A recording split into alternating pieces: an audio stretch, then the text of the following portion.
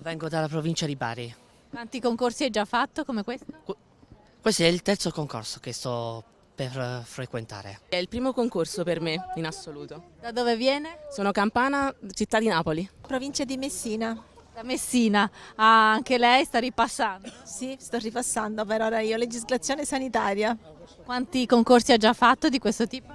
Allora, questo è il secondo. Uno l'ho fatto a Foggia e ho superato. Lavoro qui a Castelfranco, sempre con l'azienda Zero. Si attende al caldo il proprio turno, siamo qui al Chione Arena per il concorso per 312 posti per operatore sociosanitario per l'azienda Zero. I partecipanti arrivano da tutta Italia, lo vedete si stanno anche aprendo gli ombrelloni perché l'attesa è lunga. Si entra a scaglioni e mentre si aspetta fuori l'ansia cresce, c'è anche chiosco con panini e bibite fresche, si ripassano gli ultimi argomenti, ci si fa aria con un ventaglio, si prova un quiz. All'ultimo momento, quindi non si sa come andrà a finire. Da dove venite? Io da Salerno. E lei? Sicilia. E te? Anche Sicilia.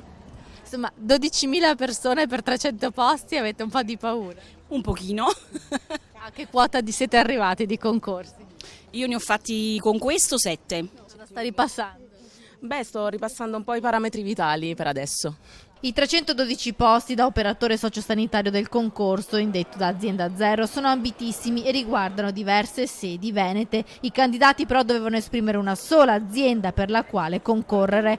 Prima una prova pratica, poi una orale. Sono di Gallipoli, però lavoro a Venezia e sto tentando di fare anche questa.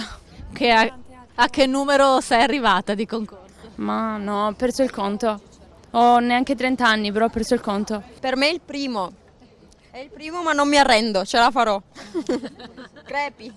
Io arrivo dalla Sicilia, io ho 23 anni e questo ho perso il numero dei concorsi che ho fatto fino adesso, ma sarà il nono che provo, ma lavorando non si ha così tanto tempo per studiare. Dal Cadore, Quanti concorsi hai già fatto? è il primo questo.